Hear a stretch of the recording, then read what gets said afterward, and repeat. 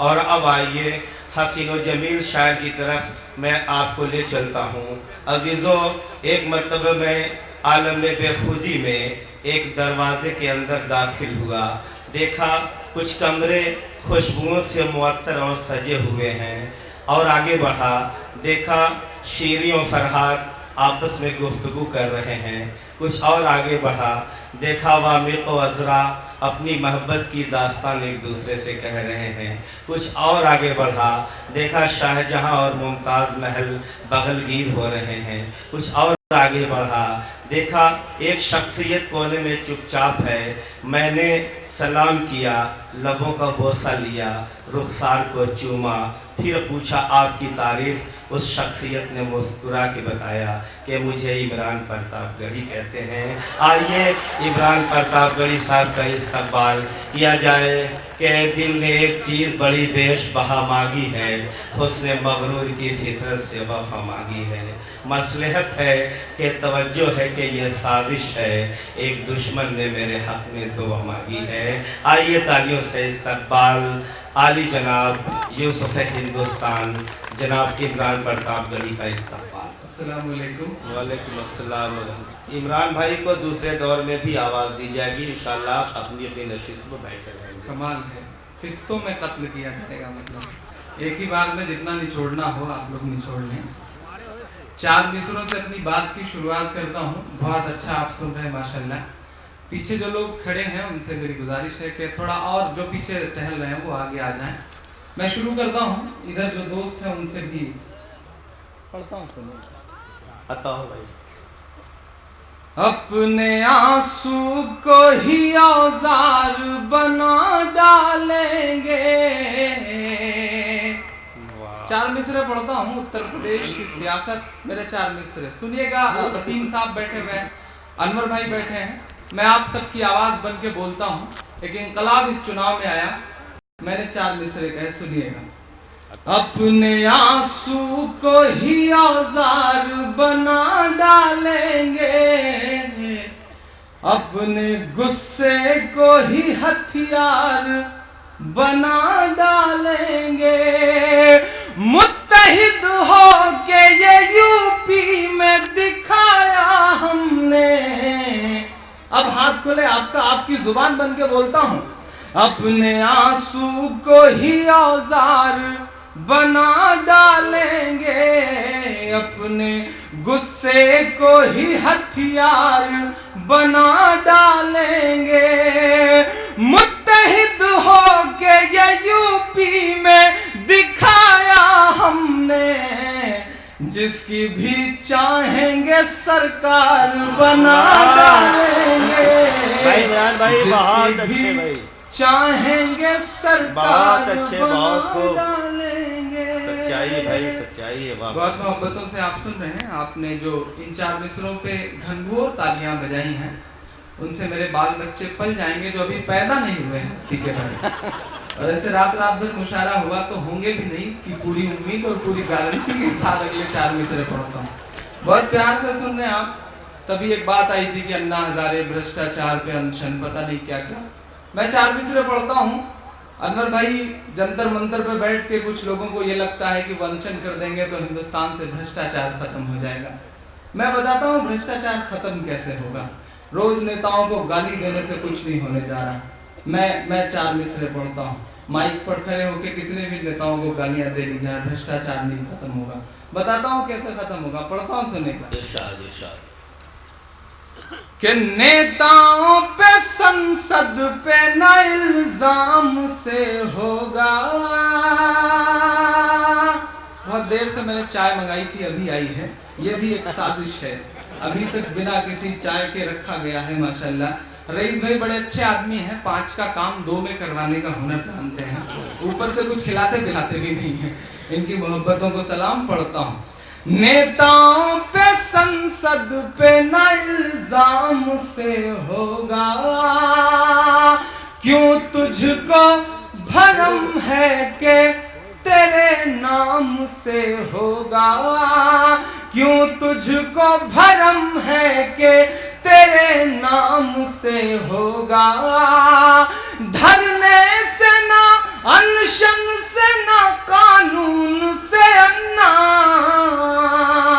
मेरा सुझाव अगर लगे कि मेरे यकीन और मेरे ईमान की दुहाई दे रहा है तो मुझे एक शख्स का हाथ उठा हुआ नजर आए। मैं बहुत हिम्मत के साथ पढ़ता हूँ।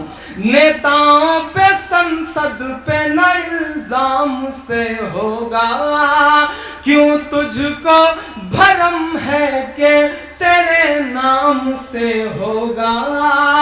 धरने से ना अनशन से ना कानून से अन्ना, ये भ्रष्टाचार खत्म अब इस्लाम से होगा।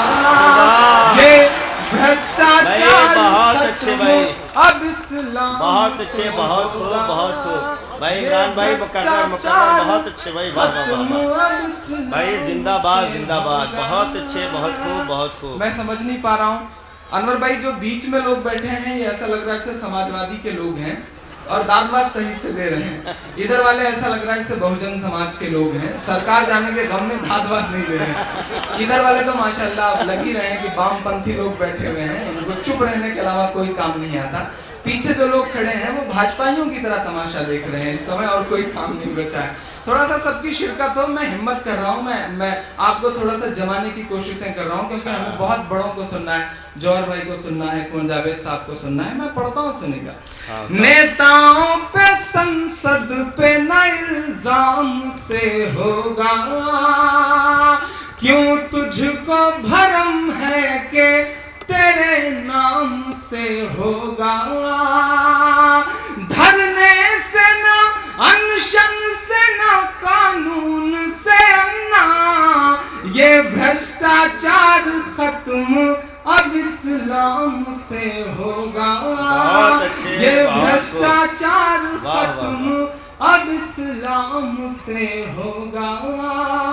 बहुत शुक्रिया। नीचे बैठ के सिगरेट पीते हुए लड्डू भाई, उनको सलाम करता हूँ। मैं पिछली बार आया था तो सोच रहा था ये इनका आखिरी मुशायरा होगा, लेकिन इस बार भी लग रहा है कि अगली बार भी इन्हें देखना ही पड़ेगा और इन्हें बर्दाश्त करना पड़ेगा।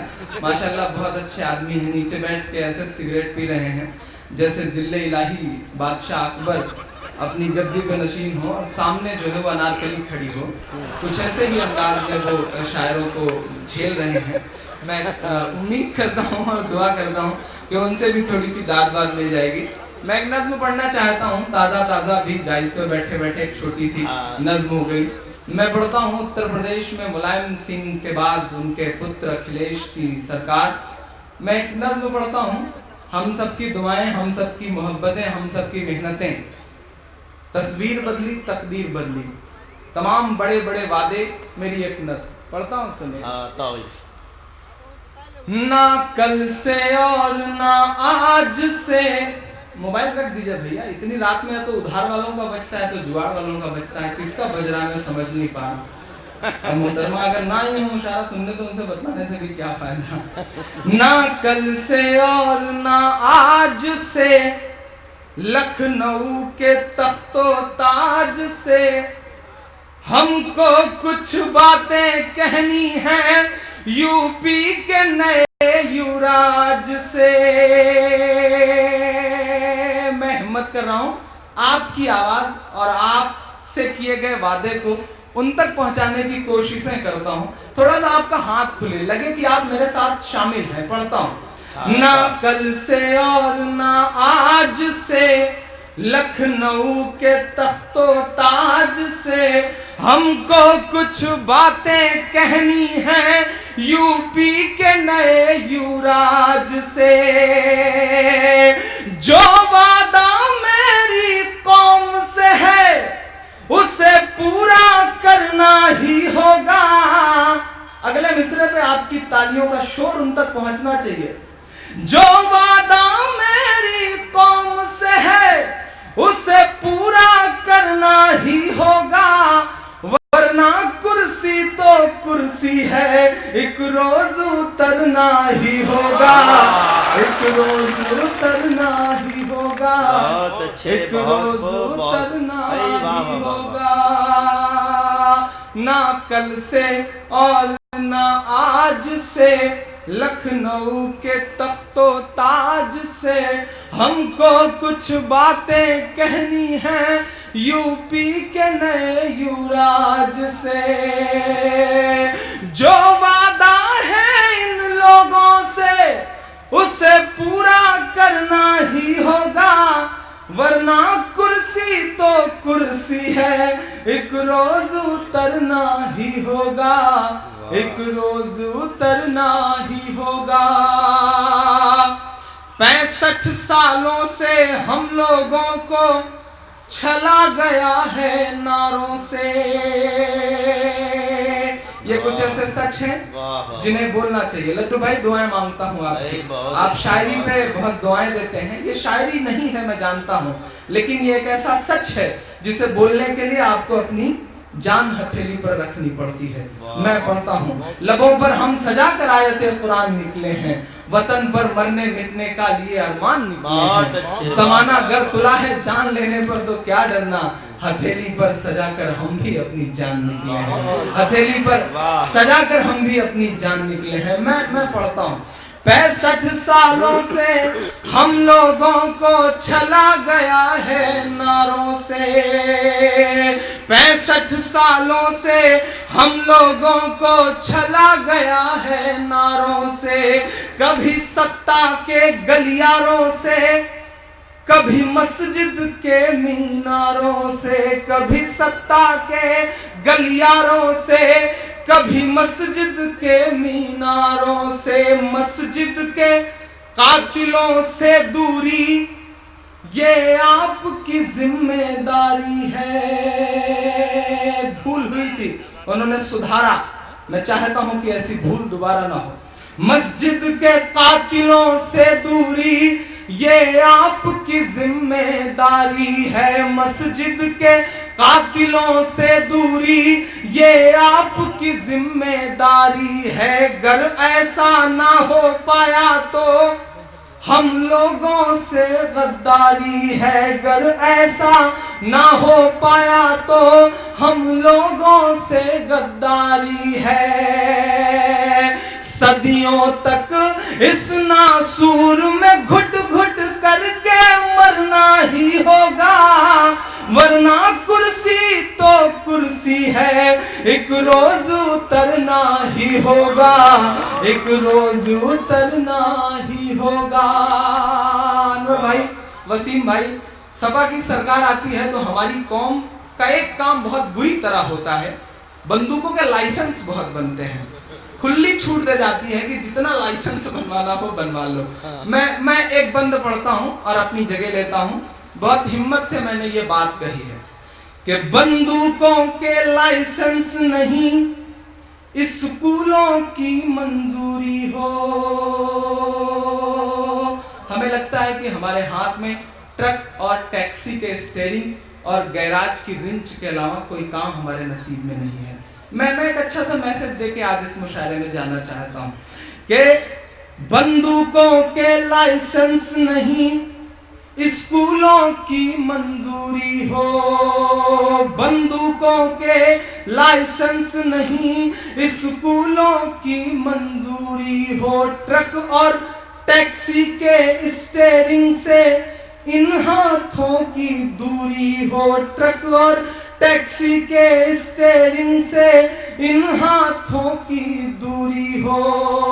हर माँ ये कसम खाए के उसे आईएएस ही पैदा करना है।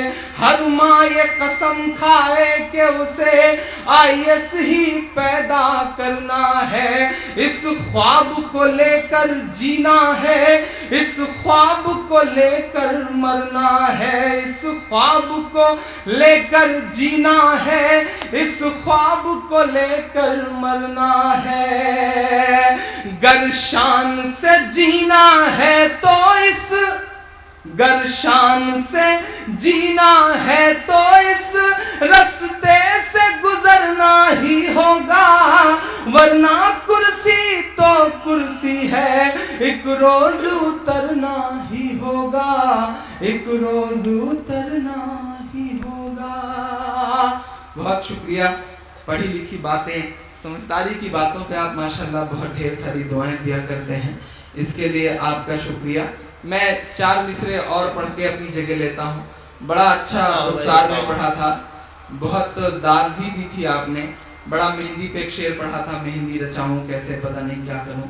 मैं 4 मिसरे पढ़ता हूँ, नौजवान दोस्तों को का इम्तहान लेने की कोशिशें करता हूँ। कि शर्म से चेहरे को हाथों में छुपाना कैसा। ये काम की बातें अब समझ में आई। मुझे तो पता ही नहीं था कि मैं इतनी देर तक बेवकूफ़ी की बातें कर रहा था। ये माशाल्लाह ऐसे दोस्त हैं अनवर भाई, इनकी आदतें हैं, ये खाली मोहब्बतों की बात पे तालियां और दाद दिया करते हैं। इनकी आदतें हैं लट्टू भाई। वो मुझे याद आता है पिछले दिनों एक बस कंडक्टर की शादी हुई। आदत का मामला ऐसा होता है कि सुहाग की सेज पर बेचारा बैठ के अपनी बीवी से बोला कि बहन जी जरा और खसको, 2 सवारियां इधर और बैठेंगी।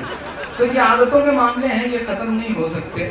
वो लड्डू भाई की जो आदतें हैं वो अपनी जगह हैं, वो नीचे से बैठ करके दाद देते रहेंगे, चुप भी रहेंगे। वो पिछले दिनों एक लड्डू भाई की तरह एक बड़े खूबसूरत से इंसान को बड़ी खूबसूरत सी लड़की से प्यार हो गया। वो सौभाग्य से पुजारी था, पीके भाई मंदिर का पुजारी था, उसको प्यार हो गया। तो उसने दिन डरते डरते लड़की के कंधे पे धीरे से हाथ रखा और कहा आई लव यू। लड़की ने कहा जोर से बोलो, लड़के ने कहा जय माता दी। तो ये आदतें हैं, ये जल्दी से खत्म नहीं हो सकती माशाल्लाह, मुझे पता है ये आदतें जाएंगी भी नहीं। और बड़ी मजेदार बात बताऊं अनवर भाई, वो पिछले दिनों लड्डू भाई जैसे कबड्डी चैंपियन की शादी हुई। कबड्डी चैंपियन था बेचारा माशाल्लाह। वो सुहाग के लिए दुल्हन आई, गौने के बाद लौट के गई मायके। तो सहेलियों ने पूछा लड्डू भाई उससे कि क्या सब ठीक ठाक रहा। तो लड़की ने कहा क्या खाब ठीक ठाक रहा, कबड्डी चैंपियन है, कबड्डी कबड्डी करते आते हैं और पाला चूम के लौट जाते हैं। तो ये आदतों के मामले हैं, ये जल्दी खत्म नहीं हो। मैं पढ़ता हूँ, सुनिएगा। शर्म से चेहरे को हाथों में छुपाना कैसा, शर्म से चेहरे को हाथों में छुपाना कैसा, पास आने का जो मन है तो बहाना कैसा, पास आने का जो मन है तो बहाना कैसा, जब तलक चूम न ले आके कोई हाथों को, जब तलक चूम न ले आके कोई हाथों को, तब तलक हाथों में मेहंदी का रचाना कैसा, तब तलक हाथों में मेहंदी का रचाना कैसा, तब तलक हाथों में मेहंदी का रचाना कैसा। जाते जाते एक नज्म के लिए भाई का हुक्म हो रहा है। वो 2-3 मिनट की एक बहुत छोटी सी नज्म है, वो मैं पढ़ना चाहता हूँ। लेकिन बहुत खामोशी से सुन रहे हैं, पता नहीं क्यों मुझे ऐसा लग रहा है कि आप इतना खामोश क्यों हैं। एक बार पूरा पांडाल मुझे एक बार हुक्म दे कि मैं पढ़ लूँ। एक बार जोरदार ताली बजा करके मुझे हुक्म दे। आज मुझे कहना पड़ रहा है माशाल्लाह, ये बड़े प्यारे लोग हैं, इनको कैसे समझाया जाए। मैं पहले 4 मिसरे पढ़ देता हूँ अनवर भाई, इनको कैसे समझाऊँ, बड़ा मुश्किल काम है। कि कमल का फूल देके लड़की से बोला लड़का, आज का ये दिन तो पवित्र है महान है। क्या करें पीके भाई, कभी कभी करना पड़ता है ये सारे काम में। मैं पढ़ता हूँ, यहाँ पॉलिटिकल लोग बैठे हैं, मैंने पॉलिटिकल जो चुनाव चिन्ह है उनसे सलीके से एक बात निकाली है कि कमल का फूल देके लड़की से बोला लड़का, आज का ये दिन तो पवित्र है महान है। कमल किसका चुनाव निशान है आपको पता है। कमल का फूल देके लड़की से बोला लड़का, आज का ये दिन तो पवित्र है महान है। 16वां ये साल हो मुबारक तुम्हें ऐ प्रिय, तुमसे ही जग में प्रकाश विद्यमान है। लड़की ने कस के जो जड़ा एक थप्पड़, तो लड़के का गिर गया सारा तापमान है। लड़के का गिर गया सारा तापमान है। बोली तूने भाजपा का चिन्ह मुझको दिया था, मैंने जो दिया वो कांग्रेस का निशान है। मैंने जो दिया वो कांग्रेस का निशान है, ये समझ में आ रहा है आजकल माशाल्लाह। बहुत अच्छे लोग हैं, आदतें हैं, ख़त्म नहीं होती। ये बड़े बदमाश लड़के आगे बैठे हैं अनवर भाई, मुझे अगर इन्हें सज़ा देनी हो तो मैं इन्हें बड़ा एक खूबसूरत सा मोबाइल खरीद के दूँ, उसमें बहुत सारी लड़कियों के नंबर फीड करूँ, बहुत सारा बैलेंस डलवाऊँ, फिर इन्हें ऐसी जगह ले जाके छोड़ूँ जहाँ नेटवर्क ना आता, तब जाकर के इनकी सज़ाएँ जो है वो पूरी होंगी माशाल्लाह। ये बहुत तेज़ तर्रार लोग हैं, अल्लाह करे इनकी समझ में आ जाए। ये बाबा रामदेव का सुबह सुबह योगा देखते हैं, मुझे ऐसा लगता है, कभी चुपचाप बैठ करके कपाल भारती कर रहे हैं और कोई काम नहीं कर रहे हैं। बाबा रामदेव का मामला ऐसा है दोस्तों कि मैं आप लोगों को सुझाव दूँ कि आप किसी भी लड़की को, सूट सलवार वाली लड़की को छेड़ने से पहले 10 बार ये सोच लेना कि कहीं बाबा रामदेव ना निकल जाए। वो अकेले ऐसे आदमी हैं कि जो रामलीला मैदान में पी के भाई गए तो अकबर के कपड़े में, लेकिन लौटे जोधा बाई के कपड़े में। माशाल्लाह बड़े अच्छे आदमी हैं। मैं एक नज्म पढ़ना चाहता हूँ, बहुत मोहब्बतों से आप सुन रहे हैं। अनवर भाई वो नज्म जिसके लिए आपका हुक्म है मैं वो पढ़ूंगा, लेकिन उससे पहले यहाँ की जो स्थितियाँ हैं उनके हालात पे मेरा मन है एक नज्म पढ़ने का। यहाँ पुलिस के कई आला अधिकारी बैठे हुए हैं, मैं इनकी मौजूदगी में एक बड़ी जिम्मेदारी भरी नज्म पढ़ता हूँ। इस मंच पे खड़ा पढ़ा लिखा इंसान हूँ, इलाहाबाद विश्वविद्यालय में हिंदी का विद्यार्थी हूँ आदरणीय। मैं पढ़ता हूँ, पुलिस वालों के लिए सौभाग्य के पल होते हैं जब इस तरह के किसी महफिलों में उन्हें बैठना पड़े, वरना मुकदमों से बेचारों को फुर्सत नहीं मिले करती है। अनुशासन ऐसा होता है कि किसी अच्छी महफिलों में जा नहीं सकते। वो पिछले दिनों एक पुलिस का सिपाही जो है वो बेचारा, एक दरोगा, हाँ एक दरोगा इनकी तरह आदरणीय की तरह, वो एक कुएं में गिर गया। वहां से लगा चिल्लाने बचाओ बचाओ बचाओ, कोई सुने ही नहीं। उधर से एक पुलिस वाला सिपाही गुजरा, उसे आवाज सुनाई पड़ी तो उसको लगा पहली बार चले यार कुछ परोपकार का काम कर ले, कुछ भला काम कर ले। कहीं से रस्सी वस्सी उसने बटोरी, उसे पता नहीं कि नीचे कौन है, उसे लगा कोई इंसान है। उसने रस्सी लटकाई और कहा जो भी हो ऊपर आ जाओ। दरोगा जी ने रस्सी पकड़ी, धीरे धीरे खींच करके किसी तरह ऊपर पहुंचे। जब एक हाथ कुएं से ऊपर आने को बचा तो सिपाही ने देखा अरे ये तो मेरे दरोगा जी हैं। उसको तुरंत अनुशासन याद आया, उसने कहा जय हिंद। दरोगा जी बेचारे फिर नीचे। ये अनुशासन के मामले होते हैं। अब आप सिपाही भागा, बेचारा सोचा दरोगा जी तो निपट गए होंगे। थोड़ी देर में उधर से एसपी साहब गुजरे। अनुशासन कितना बड़ा होता है पुलिस वालों के यहाँ।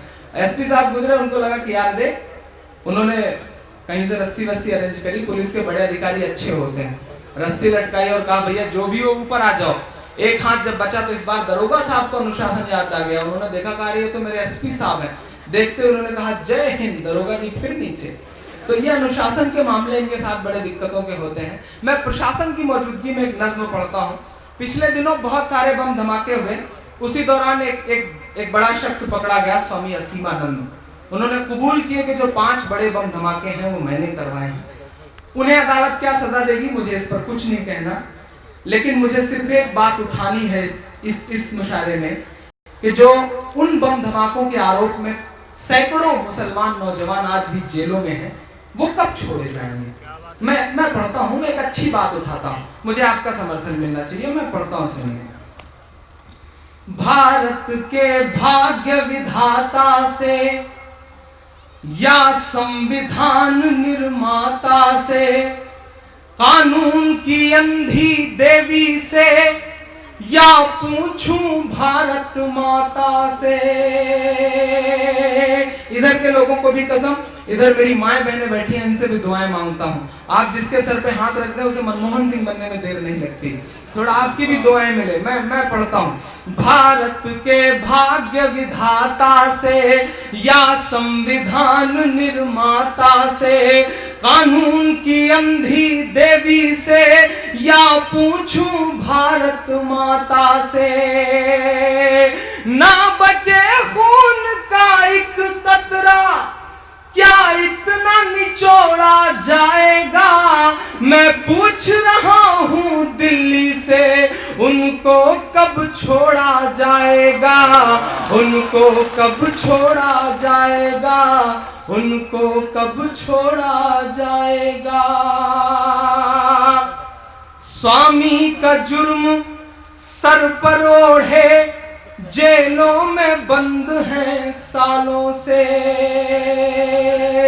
स्वामी का जुर्म सर पर ओढ़े जेलों में बंद हैं सालों से। नेताजी कभी कभी जाकर मिलिए उनके घर वालों से। नेताजी कभी कभी जाकर मिलिए उनके घर वालों से, उन मासूमों से मिलते ही सर पर जुनून आ जाएगा, मानवता कांप उठेगी और आंखों में खून आ जाएगा, मानवता कांप उठेगी और आंखों में खून आ जाएगा। कानून कहाँ कानून रहा, उसको नौटंकी बना दिया। आदरणीय दरोगा साहब, मैं बिल्कुल बिना किसी माफी मांगते हुए ये मिसरे पढ़ रहा हूँ। मुझे पता है ये बहुत कड़वा सच है, लेकिन कड़वी बातें कभी कभी बोलनी चाहिए। कानून कहाँ कानून रहा, उसको नौटंकी बना दिया। वर्दी ने जब जिसको चाहा, उसको आतंकी बना दिया। भाई वाह, बहुत कमजोर तालियां बजाई हैं आपने, बहुत कमजोरी के साथ मेरा समर्थन किया है आपने, बहुत कमजोरी के साथ मेरा समर्थन किया। मुझे पता है कि वो सच है जिसे बोलने के लिए बहुत हिम्मतों की जरूरत पड़ती है। आप हिम्मत नहीं देंगे तो ये आवाज चुप हो जाएगी। इस सच को बोलने की जरूरत है। अब नहीं उठाएंगे तो कब उठाएंगे? हम सरकार बना सकते हैं, हम सरकार हटा सकते हैं, तो अपनी आवाज क्यों नहीं उठा सकते? मैं पढ़ता हूँ। कानून कहाँ कानून रहा, उसको नौटंकी बना दिया। वर्दी ने जब जिसको चाहा, उसको आतंकी बना दिया। हमारे कानून मंत्री सलमान खुर्शीद साहब सियासी आंसू बहाते हुए आजमगढ़ में कहते हैं कि बटला हाउस के मुठभेड़ के बाद सोनिया जी बहुत रोई थी, पता नहीं उनके आंसू कहां गए। हमारे युवराज राहुल गांधी साहब भट्टा परसौल की सड़कों पर किसानों की 1 इंच जमीनों के लिए संघर्ष करने के लिए बैठ जाते हैं, लेकिन मुझे हैरत होती है कि हमारे सैकड़ों बेगुनाह नौजवानों की जेलों में कैद होने पर उन्हें कोई आवाज उठाने का हिम्मत नहीं होती, कोई मौका नहीं मिलता उन्हें। मुझे कभी कभी गुस्सा आता है। मैं उनसे पूछना चाहता हूँ कि आखिर कब तक? मुझसे अनवर भाई पिछले दिनों जब अन्ना का आंदोलन हुआ तो फेसबुक पे किसी ने पूछा कि इमरान साहब अन्ना के आंदोलन से आपने सीख क्या ली? मैंने कहा कि अन्ना के आंदोलन को कौन स्पॉन्सर कर रहा है, कौन उनके पीछे है, आरएसएस है या कौन है, मुझे इस पर कोई कमेंट नहीं करना। मुझे इस आंदोलन से सिर्फ एक सीख लेनी है। आइए हम सब कसम खाते हैं कि एक बेगुनाह या एक बुजुर्ग अन्ना को गिरफ्तार किया गया तो हिंदुस्तान की लाखों आवाम सड़कों पर उतर आई। हम पर लानत है कि हमारे हजारों बेगुनाह नौजवान किसी न किसी गांव से उठा लिए जाते हैं और हम खामोश रहते हैं। आइए हम कसम खाएं कि हम अपने हाथों में ऐसा कुछ भी हुआ, किसी को भी उठाया गया तो हम अपने हाथों में एक तिरंगा उठाएंगे और अपने बाल बच्चों के साथ सड़कों पर उतर आएंगे। देखते हैं कौन अदालत में, कौन जेल में कैद में रखती है। इस बात की कसम खाते हैं हम, ये करना पड़ेगा। अगर इस देश में देशभक्ति चिल्ला करके जताई जाएगी तो हमें चिल्लाने से गुरेज नहीं होना चाहिए। हम चिल्लाएंगे। मैं पढ़ता हूँ, कानून कहाँ कानून रहा, उसको नौटंकी बना दिया। वर्दी ने जब जिसको चाहा, उसको आतंकी बना दिया। बाबा का जुर्म, बड़ा मजे का मिसरा है साहब। एक एक हाथ को कसम है पीछे तक उठना चाहिए। बहुत अब तक आपने मेरे साथ नाइंसाफी करी है। अगले मिसरे पे एक एक हाथ को कसम देता हूं, घनघोर तालियां बजे। बहुत हिम्मत से बोल रहा हूं कि बाबा का जुर्म कब तक मौलाना के सर फोड़ा जाएगा। कमाल है, समझ में नहीं आया या आपने बजाई ही नहीं, या कसम खाए बैठे हैं कि नहीं बजाएंगे। बाबा का जुर्म कब तक मौलाना के सर फोड़ा जाएगा। मैं पूछ रहा हूँ दिल्ली से, उनको कब छोड़ा जाएगा, उनको कब छोड़ा जाएगा, उनको कब छोड़ा जाएगा। बहुत शुक्रिया, बड़ी हिम्मत दी आपने। गला सूख रहा था, आपकी तालियों से बड़ी एनर्जी आ गई। तालियां बड़े काम की चीज हुआ करती हैं, अच्छे अच्छों की हालत भी बिगाड़ देती हैं और अच्छे अच्छों को हिम्मत भी दे देती हैं। मैं हिम्मत करता हूँ। इसका आखिरी बंद पढ़ता हूँ। आपने बहुत मोहब्बतें दी हैं। बाबा का जुर्म कब तक मौलाना के सर फोड़ा जाएगा। मैं पूछ रहा हूँ दिल्ली से, उनको कब छोड़ा जाएगा, उनको कब छोड़ा जाएगा। मेरा दोस्त तनवीर गाजी एक शेर कहता है कि न साजिश थी न कोई जंग का ऐलान लिखा था, बुझी आंखों में एक मासूम सा अरमान लिखा था, और जिसे आतंकवादी कह के गोली मार दी तुमने, उसी मजदूर के सीने पे हिंदुस्तान लिखा था, उसी मजदूर के सीने पे हिंदुस्तान लिखा था। मैं एक बहुत छोटी सी और बहुत सलीके की बात उठाता हूं कि बस दावे से क्या होता है, कुछ करो भी मेरी सरकारों, बस दावे से क्या होता है, कुछ करो भी मेरी सरकारों। इन मासूमों को जेलों में तड़पा तड़पा के मत मारो, इन मासूमों को जेलों में। अनवर भाई, मालेगांव में जब बम विस्फोट हुआ था तो साध्वी प्रज्ञा और असीमानंद गिरफ्तार हो गए। 10-12 बेगुनाह थे।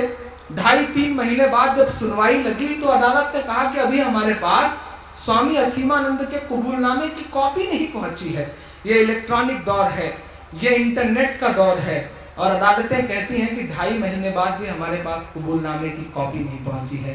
अदालतों, कहीं ऐसा न हो कि तुम्हारे पास कबूलनामे की कॉपी पहुंचने से पहले किसी सुहागन के हाथ की मेहंदी सूख जाए, कहीं ऐसा न हो, कहीं ऐसा न हो तुम्हारे पास कबूलनामे की कॉपी पहुंचने से पहले किसी बूढ़े बाप की आंखों का चिराग बुझ जाए। और अगले मिसरे पे एक हाथ को कसम है, कहीं ऐसा न हो कि तुम्हारे पास कबूलनामे की कॉपी पहुंचने से पहले किसी माँ की छाती का दूध सूख जाए, कहीं ऐसा न हो, कहीं ऐसा न हो। बस दावे से क्या होता है, कुछ करो भी मेरी सरकारों। इन मासूमों को जेलों में तड़पा तड़पा के मत मारो, इन मासूमों को जेलों में तड़पा तड़पा के मत मारो। गर सजदों वाली पेशानी जब रंदागी हो जाएंगी। मेरा गुस्सा, मेरा आक्रोश, मेरा टीस, मेरी पीड़ा बहुत हिम्मत के साथ, बड़ी बगावत के साथ ये मिसरा बोलती है आपकी तरफ से। गर सजदों वाली पेशानी जब रंदागी हो जाएंगी, गर सजदों वाली पेशानी जब रंदागी हो जाएंगी, तो तय है ये आने वाली नस्लें बागी हो जाएंगी, तो तय है ये आने वाली नस्लें बागी हो जाएंगी। जो पढ़े लिखे हैं अब उनको मैदान में आना ही होगा। मासूम साहब आपको भी, रईस भाई आपको भी, अनवर भाई आपको भी, वसीम भाई आपको, इमरान साहब आपको भी। मेरे दोस्त कहते हैं इमरान साहब आपने ठेका ले रखा है कौम के लिए बोलने का। तब मैं उनसे कहता हूं कि अगर होता चंद्रशेखर आजाद ने, भगत सिंह ने, अशफाक उल्लाह खान ने, कि मैं ही क्यों, तो आज हम काले अंग्रेजों के नहीं बल्कि गोरे अंग्रेजों के गुलाम होते हैं। मैं पढ़ता हूं, जो पढ़े लिखे हैं अब उनको मैदान में आना ही होगा, जो पढ़े लिखे हैं अब उनको मैदान में आना ही होगा। मुझ जैसे किसी सरफिरे को ऐसे चिल्लाना ही होगा, वरना दहशत गर्दी को बस दुआएं देकर विदा करना, वरना दहशत गर्दी को बस इस्लाम से जोड़ा जाएगा। मैं पूछ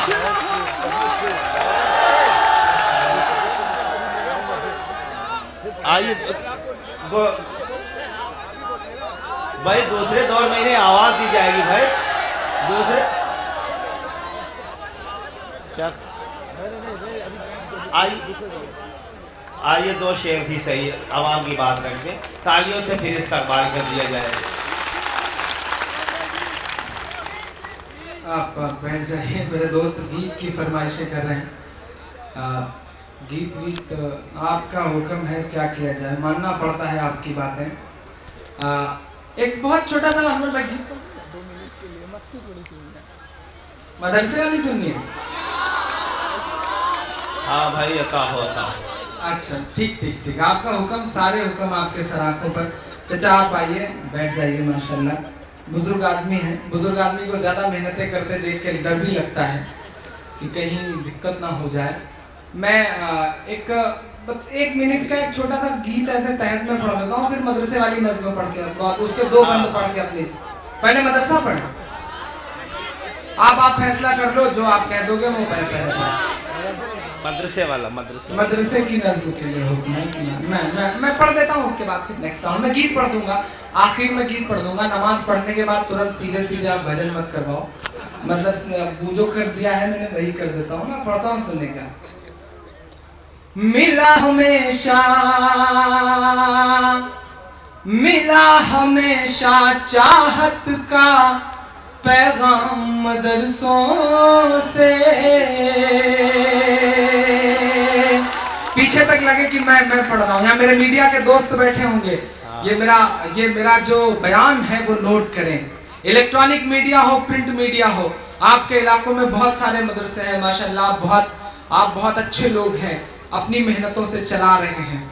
मैं पिछले 15 सालों में जो इलेक्ट्रॉनिक मीडिया ने एक प्रोपेगेंडा किया कि मदरसों को बिल्कुल टेरराइज करके रख दिया कि मदरसे आतंक के अड्डे हैं, मैंने उसके मुखालिफत में, उसके विरोध में एक नज़्म कही। हालांकि मैं हिंदी का विद्यार्थी हूँ विश्वविद्यालय में, मैं मदरसों में मैंने कोई पढ़ाई नहीं करी है, लेकिन मदरसों का सच बोलने के लिए अल्लाह ने मुझसे काम लिया।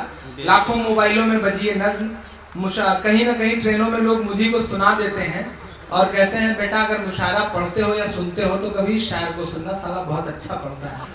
कभी कभी ऐसा भी होता है, अल्लाह ने बड़ी गुमनाम सी शोहरत दी है, ये उसका करम है। मैं पढ़ता हूँ, वो शोहरतें आपकी भी दुआओं से आगे बढ़ी हैं।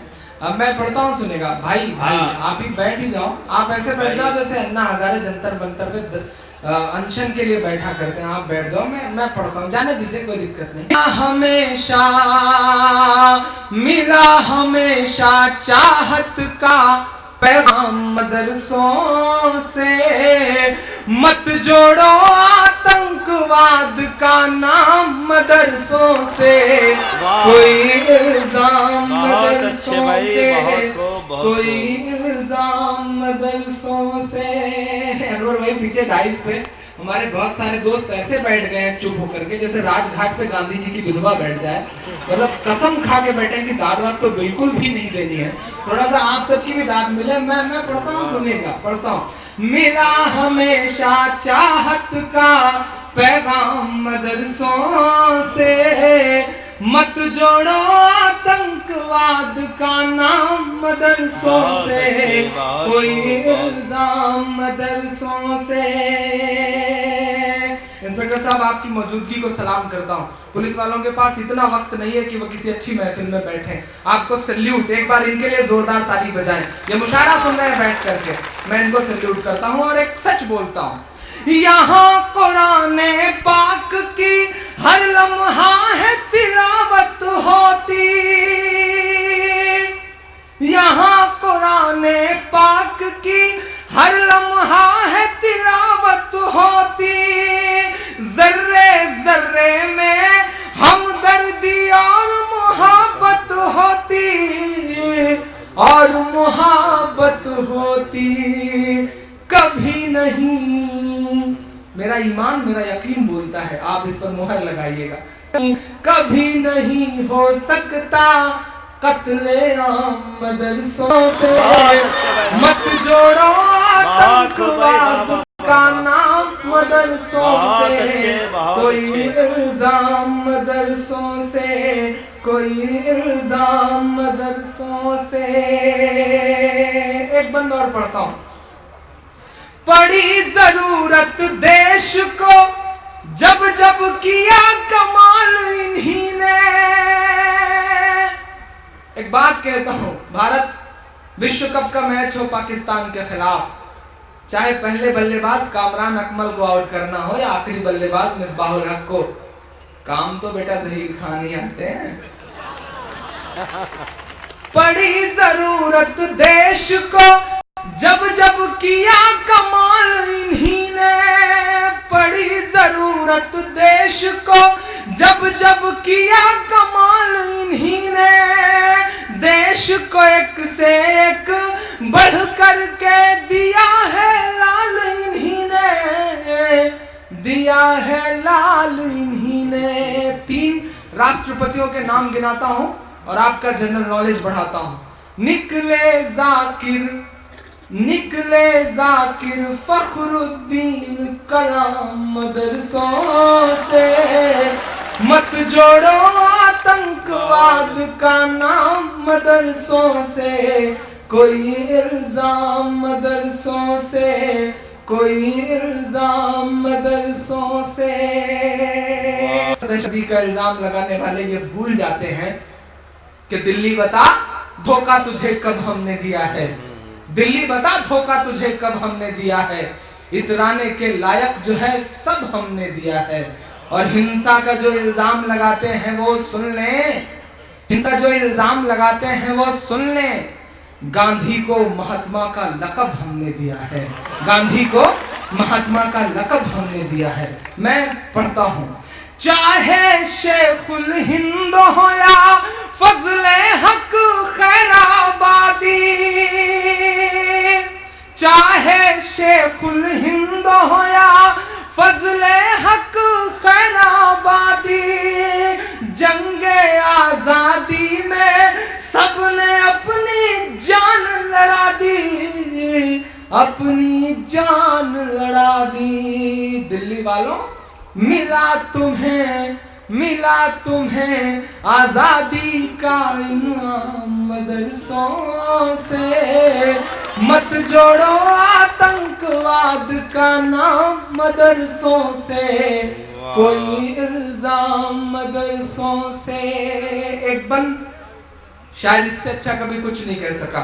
अंग्रेजों को लगा कि हिंदुस्तान पे हुकूमत करनी है तो मुसलमानों को दबाओ, क्योंकि हमने बहुत दिन तक हुकूमत की थी, हमारी रगों में हुकूमत बह रही थी, हम बगावत कर रहे थे। अंग्रेजों को लगा हुकूमत करनी है तो मुसलमानों को दबाओ, मुसलमानों को दबाना है तो कुरान मिटाओ, कुरान जलाओ। ऐसे बहुत सारे वाकयात हैं, मैं उसे एक बंद में कहने की कोशिशें करता हूं। जंगे आजादी में फिरंगी लाख कुरान जलाए, अब पीछे तक एक हाथ को कसम है अगले मिसरे पे, जिसने अब तक हाथ न खोला हो उसके ईमान उसके यकीन को कसम है। मैं पढ़ता हूं, आपकी तालियों का शोर सिस्टम के पास तक जाना चाहिए, सिस्टम के कुछ नुमाइंदे यहाँ हैं, वो शायद आपकी तालियों का शोर और आपका गुस्सा पहुंचाएंगे सिस्टम तक। मैं पढ़ता हूं, जंगे आजादी में फिरंगी लाख कुरान जलाए, हाथ उठे आपका, जंगे आजादी में फिरंगी लाख कुरान जलाए, किसी भी हाफिज के दिल से एक हर्फ मिटा ना पाए। वाह वाह वाह वाह, बहुत अच्छे। जंगे आजादी में फिरंगी लाख कुरान जलाए, किसी भी हाफिज के दिल से एक हर्फ मिटा ना पाए, एक हर्फ मिटा ना पाए। लिया है अल्लाह ने ऐसा भी काम मदरसों से, मत जोड़ो आतंकवाद का नाम मदरसों से, कोई इल्जाम मदरसों से, कोई इल्जाम मदरसों से। आखिरी बंद पढ़ के अपनी जगह लेता हूं। बहुत अच्छे, बहुत पिछले 2 साल से मैं इस नज्म को पढ़ रहा हूं और अल्लाह का करम है कि मैं सिस्टम के उन लोगों तक इस आवाज सका हूं जिनके सामने लफ्ज मदरसा लेना भी बड़ा जुर्म माना जाता था। डर लगता था कि मदरसा लफ्ज का अगर हम उच्चारण करेंगे तो शायद कोई परेशानी ना आ जाए। मैंने छाती ठोक के हिंदुस्तान भर में इसे पढ़ा। मैं आखिरी बंद पढ़ता हूं। सिस्टम कहता है वहां हथियार मिलता है, सिस्टम कहता है वहां ट्रेनिंग दी जाती है। मैं बताता हूं वहां मिलता क्या। वजू के लोटे कुछ कुरान टूटी हुई चटाई, भारत विश्व कप जीतता है, क्रिकेट के भगवान सचिन तेंदुलकर को जीत का जश्न मनाना होता है, उन्हें कंधे पर उठाने के लिए गुजरात की मस्जिद के मुअज्जिन का लड़का यूसुफ पठान आगे आता है, उन्हें कंधे पे उठा के पूरे स्टेडियम के चक्कर लगाता है। ये कुव्वत, ये ताकत, ये हिम्मत मस्जिद और मदरसों के उन छोटे छोटे दानों में है। बहुत अच्छे भाई, बहुत खूब। मैं पढ़ता हूँ अनवर भाई, इस देश के 90% मदरसे ऐसे होंगे जिनमें दरवाजे भी नहीं हैं और सिस्टम कहता है कि मदरसे आतंक के अड्डे हैं। एक बहुत बड़ी बात कहता हूँ, जिस दिन मदरसों का ये जो परंपरागत ढांचा है ये भरभरा के ढह जाएगा तो हमारी देश की शिक्षा व्यवस्था चरमरा जाएगी। मदरसों में अगर बच्चे नहीं पढ़ेंगे तो आप उन्हें स्कूल नहीं प्रोवाइड करवा पाएंगे। मैं इन सरकारों को ये बताना चाहता हूँ। मैं आखिरी बंद पढ़ता हूँ। वजू के लोटे कुछ कुरान और टूटी हुई चटाई, आपकी दुआओं के भरोसे पढ़ता हूँ। जब मैंने ये नज़्म पढ़नी शुरू की थी तो मेरे शायर दोस्तों ने मुझे रोका था, कहा था कि इतना तीखा मत बोला करो बेटा, डरा करो परेशान हो जाओगे। तब मैं उनसे कहा, लबों पर हम सजा कर आए थे कुरान निकले हैं। ये मिसरा मैंने आपको सुनाया था ना, उसी दौरान मुझसे ये 4 मिसरे और हुए थे कि क्या आरजू करूं मैं तेरी आरजू के बाद, क्या आरजू करूं मैं तेरी आरजू के बाद, कुछ भी नहीं बचेगा मेरी गुफ्तगू के बाद, और दुनिया का कोई खौफ मुझे क्या डराएगा, माँ ने है मुझको दूध पिलाया वजू के बाद, माँ ने है मुझको दूध पिलाया वजू के बाद। वजू के लोटे कुछ कुरान और टूटी हुई चटाई, वजू के लोटे कुछ कुरान और टूटी हुई चटाई, जिसे देखना है वो आकर देखे ये सच्चाई, देखे ये सच्चाई। आज बहुत मेहनत करवाई आपने, बहुत शुक्रिया। बहुत दिन से मेहनत करने की आदत छूट गई थी, बड़ी मेहनत करवाई थी। मैं पढ़ता हूँ और आखिरी जो मिसरा है उस पे एक शख्स की आमीन, एक शख्स की दुआ के साथ मैं अपनी जगह हूँ। वजू के लोटे कुछ कुरान और टूटी हुई चटाई, जिसे देखना है वो आकर देखे ये सच्चाई, देखे ये सच्चाई। दुनिया वालों, फैला है और फैलेगा इस्लाम मदरसों से।